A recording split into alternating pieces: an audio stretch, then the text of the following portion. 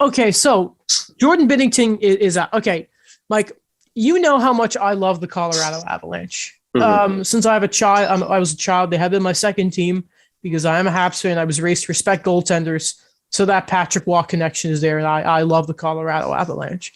So I've been on the bandwagon much longer than everyone else. Hmm. So because I lost power, I didn't get to watch Game 3, and I'm really upset about it. But as you I said, didn't there. get to watch past like the halfway mark, like towards the end of the second, but I did catch like the important stuff to start the game.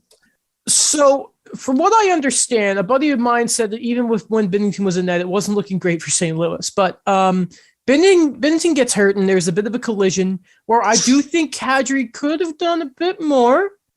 I've seen more egregious contact between player and that, but I think Kadri could have done more, but I don't think it was egregious. Now, obviously, I've just said that in my remarks earlier about Binnington playing well. I don't like Jordan Binnington. Let's just get that straight before we keep going here. I don't want anyone thinking I'm on his side. So the Avs win the game. They take the series lead after a game 2 where they just got their lunch stolen. I thought, like Craig Berube outcoached Jared Bednar. It was just a perfectly executed game plan by the Blues. I thought so. Then you go to this game, and afterwards, Nazem Kadri is doing an interview with the TNT panel. Which, by the way, I love that it's a TNT thing. That just it feels like something you'd see in the NBA.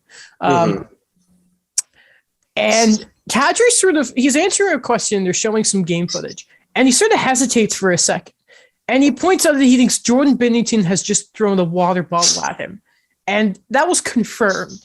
Yeah. Now, people have mentioned that Jordan Binnington has had some problematic tweets in the past. I remember seeing something like that, but I couldn't find them this morning. Now, besides that, because I couldn't find them, I don't want to speak too much to that because I think it would be negligent of me. But we know for a fact, at least, that Jordan Binnington is fake tough. This isn't the first time he's sort of that game against the Sharks where he went out his way to try and get in everyone's face. And even Devin Dubnyk came out to him and said, "What do you think, you idiot?" The guy who thought he should have won the Calder over Elias Pettersson.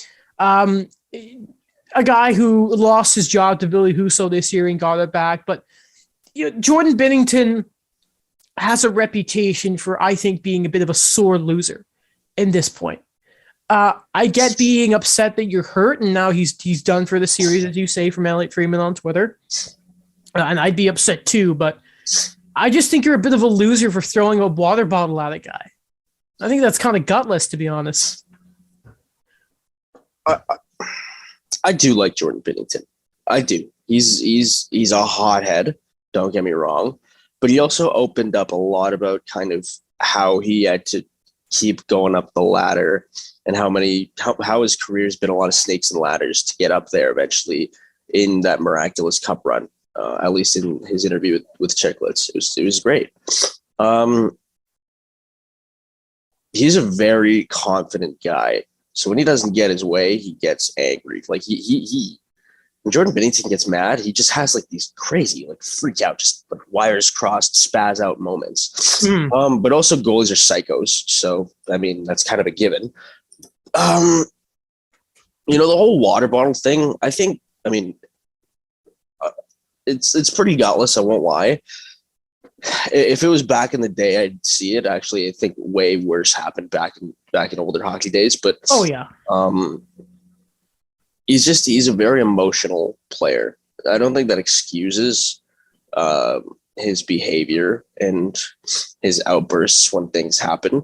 But he's a very emotional player, and there's no doubt when he's injured like that, he kind of can tell. You can tell when you have an injury like that. You can tell. I mean, we'll understand what injury it is later, but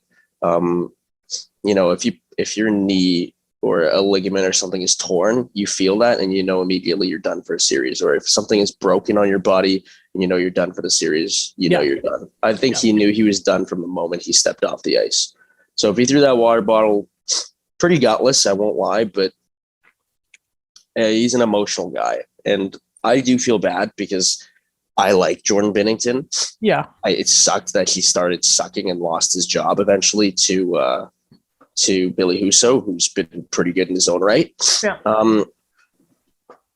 Yeah, I mean, gutless water bottle throw. I don't think it's that terrible. It kind of spices up this stuff a bit because Lord knows Kadri likes to spice it up.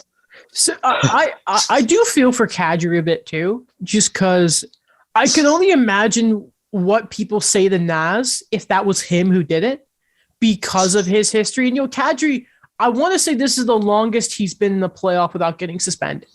Which because it happened. Yeah. It happened every time.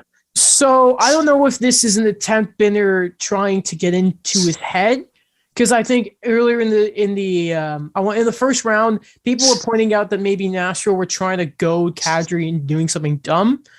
And obviously, there's history between these two teams. I want to say there was a game this year, or it may have been the playoffs last year, when Binnington took a shot at Kadri with a stick.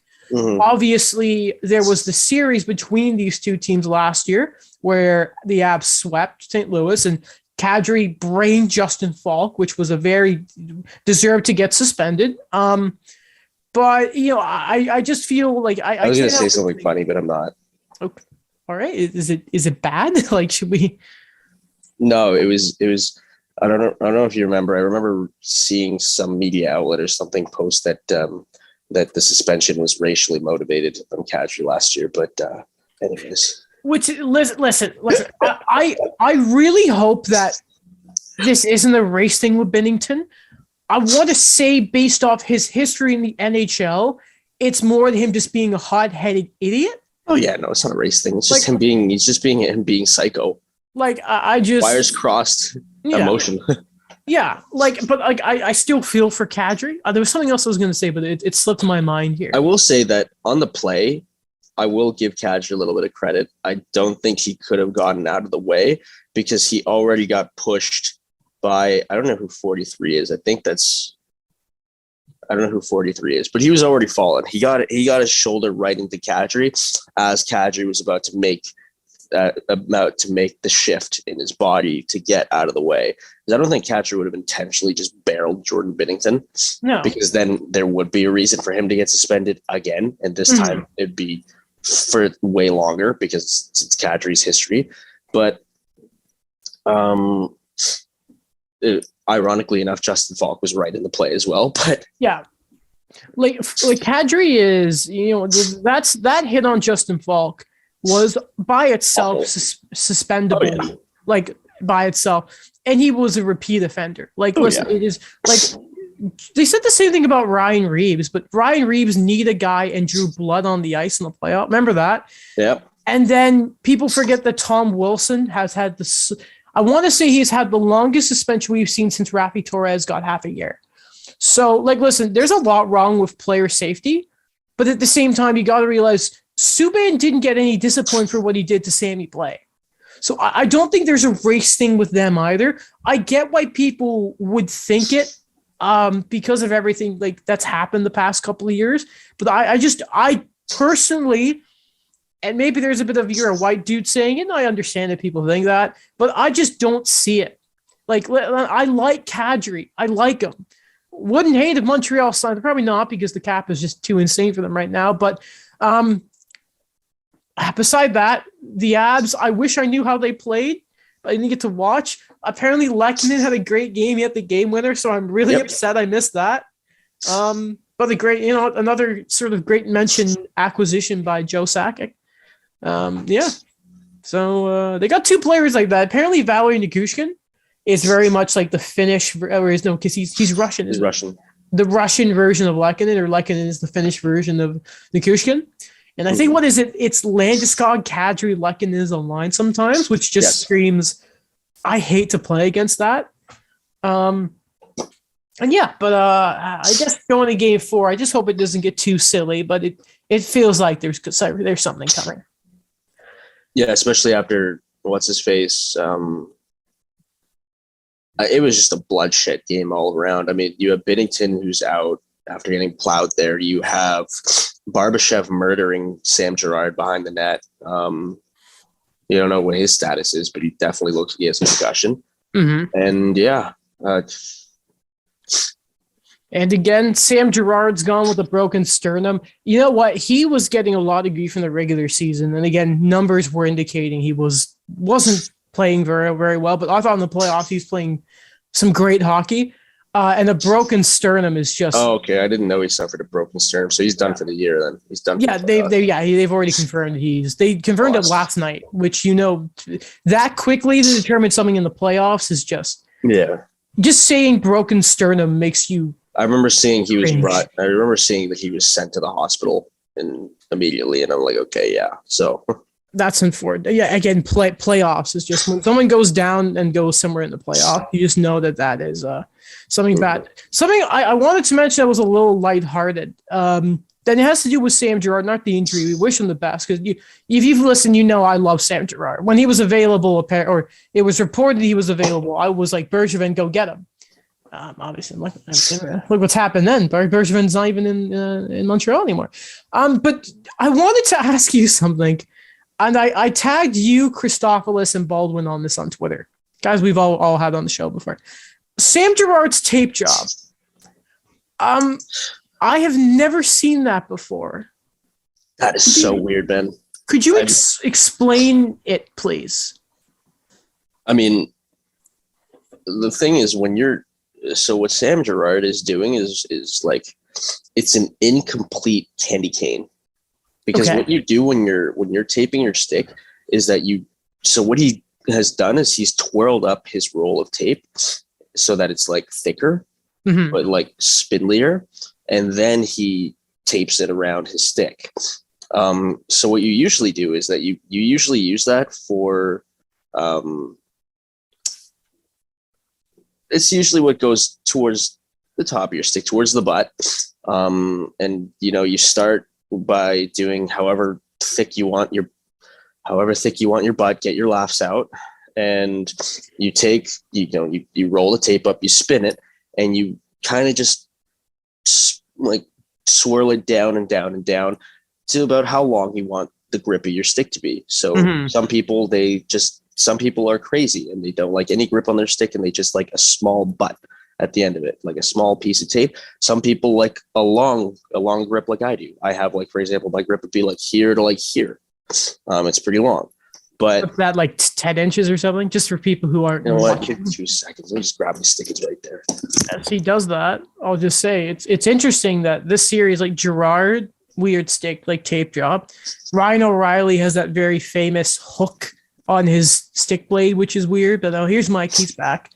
So what Sam Girard does is basically, so what you're going to do is you're going to take the tape, you're going to roll it, and then you're going to go down and down and down and down. Yeah. And then you're going to cut it, put the tape right back to normal as like a sheet of tape. Yeah. And then you're going to go over that.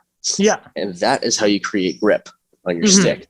So what Sam Girard has done is just so weird, because he has not done that. He's just done like the preliminary part of it where you just put the rolls on, not where you finish it off with the actual grip part of it. Like at this point, honestly, it's like he doesn't want to take his glove off, because it's the stickiest part of the stick when you're rolling up. That's what it is. Yeah. It's like he doesn't want his glove to get off of his stick by doing that effectively. Have you ever seen The Walking Dead? Bits and pieces. Have you seen Negan's bat? How it has the barbed wire over the top of it? Yes. That's what Sam Girard's stick reminds me of. It looks like he's got barbed wire. I thought it looked pretty neat, but I think you called it dust. Will and Christophilus, Will and Will really also we're shocked to see it. I had never seen it before, and while you were gone, I mentioned we got Sam Girard's weird tape job, and we also have. I love anytime I mention Ryan O'Reilly, I love mentioning his stick and how his blade is hooked. It's an L. How is it legal? I don't understand. I think they'll make it illegal once he retires. Hopefully.